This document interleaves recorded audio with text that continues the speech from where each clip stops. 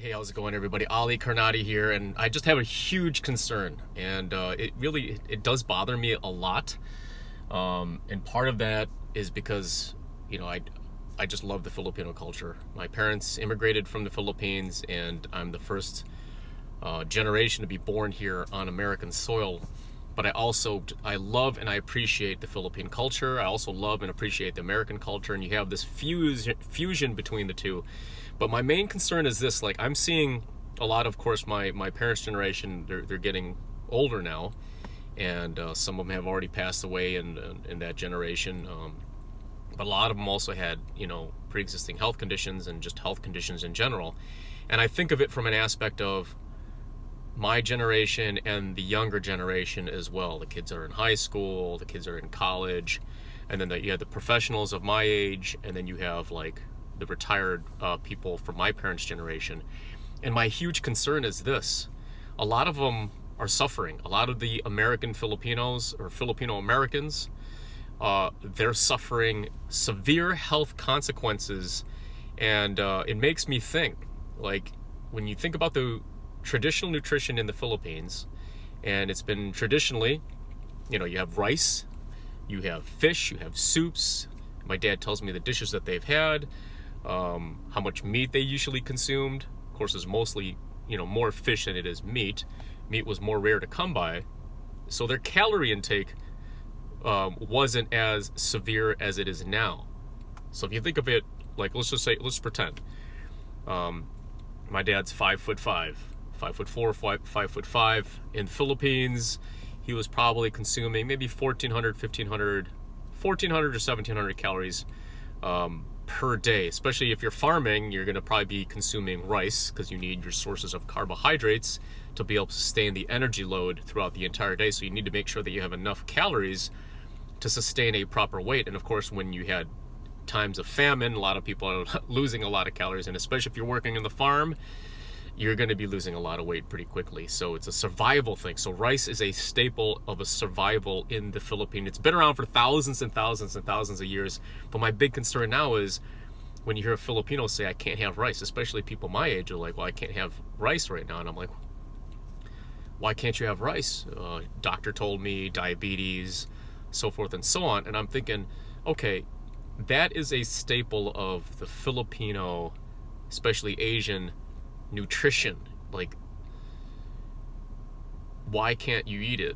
And it makes you really think, okay, traditionally, if my dad was consuming 1,700 calories in the Philippines and then he came to the United States, my dad is pretty fit. He exercises every day, but now let's change this up a little bit.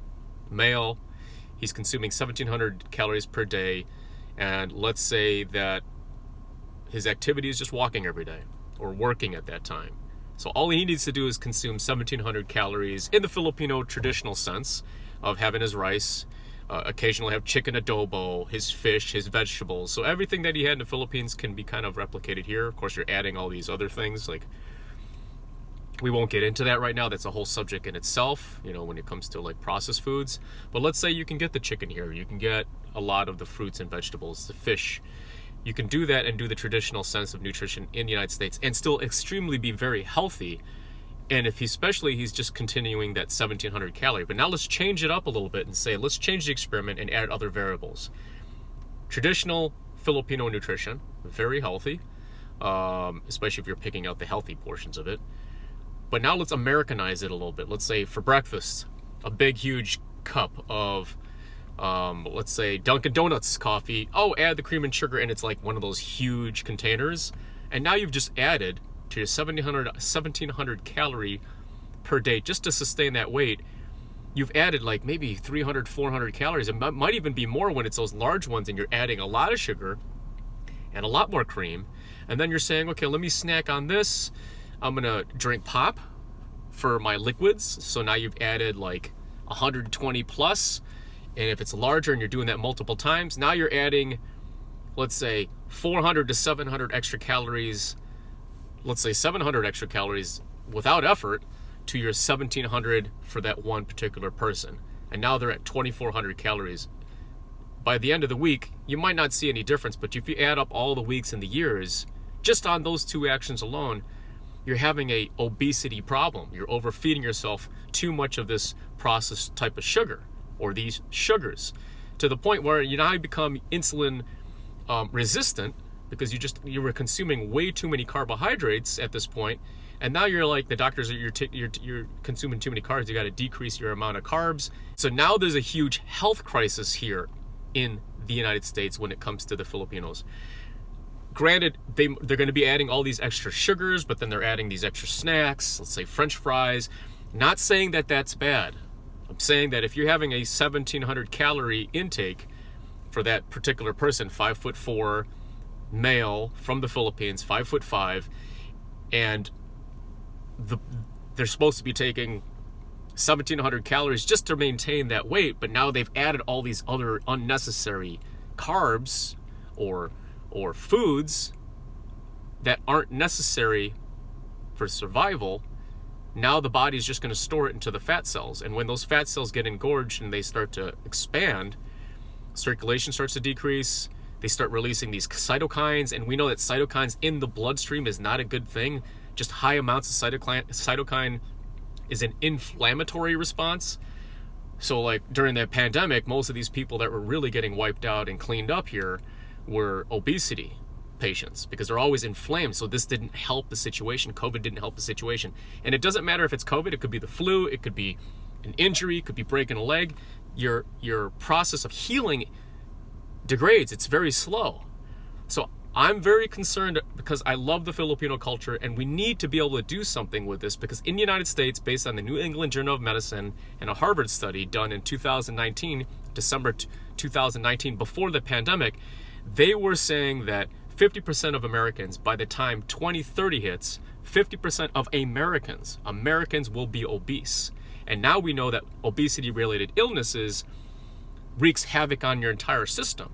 So if that's just for Americans, what more for Filipinos who have taken the traditional, which I embrace. The traditional nutrition is healthy if done properly, but when we add all these other things, the system is overwhelmed and it starts to fail. So what do we need to do for the Filipinos? I'm not saying, hey, you got to go American nutrition, you got to go Mediterranean nutrition. No, where did we evolve?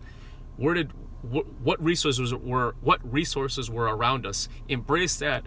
Make sure that you are connected with that. I still eat rice. I just don't eat rice in huge amounts while I'm eating French fries and drinking things loaded with sugar, which means it's still controlled in a traditional sense of how we actually evolved as a people in the Philippines. And yes, you could still add the stuff here, the American diet, the Indian nutrition, Mediterranean.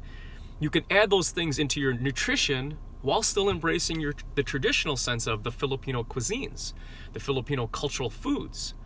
But we need to be able to address the fact that a lot of my generation and younger generations are now being taught and assimilated into this cycle of not being aware that they're destroying their systems because they're adding all these unnecessary things because of marketing, being on social media all the time. The whole pandemic accelerated all that. People gained more weight during the pandemic because you couldn't even go to the gym. They shut those down. People weren't going outside, getting their sun, exercising. So their calories, they didn't need as many calories, but they were still eating the same amount, if not more, but sitting down all day.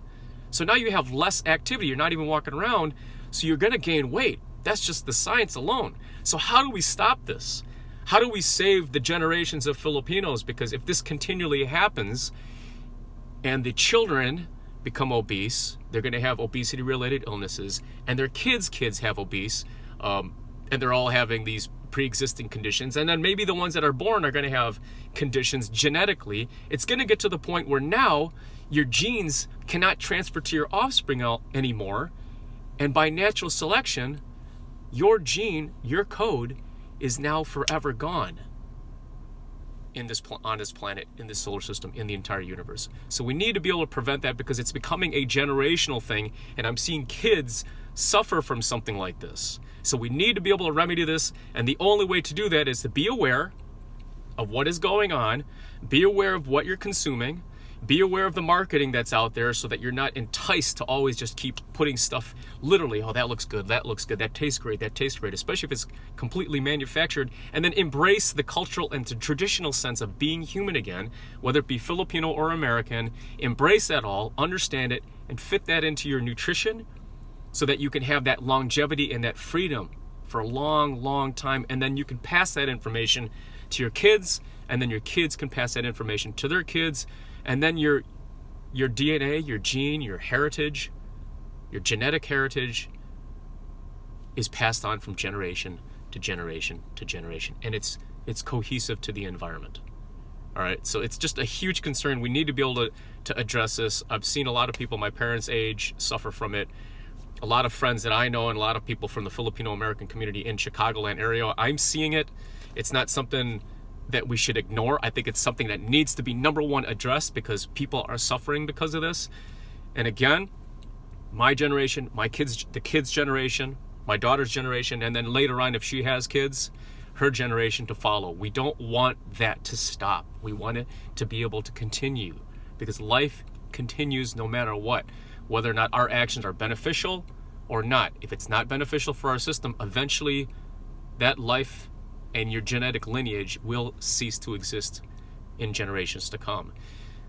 Some things that I think about, but it's something that I really, really, really, truly believe it's something that we need to address, and we need to eliminate this problem as Filipinos, Filipino Americans, and Americans in general, because it's a huge problem, but it's something that I'm seeing in the cultural aspect community of the Filipino American community here in the Chicagoland area and in the United States, and it needs to be addressed. So let's do that. Let's spread the word, and let's be aware, and let's embrace the fact that we want to be here for a long time and enjoy life with each other, because the Filipino culture, if you guys know this, is a very loving culture. Their people are very loving. You go travel to the Philippines, you're almost treated like family. It's fantastic. So something to think about, and we got to be able to act now. We can't wait for something like this. It's destroying the culture, and it's destroying the people. Talk to you guys later.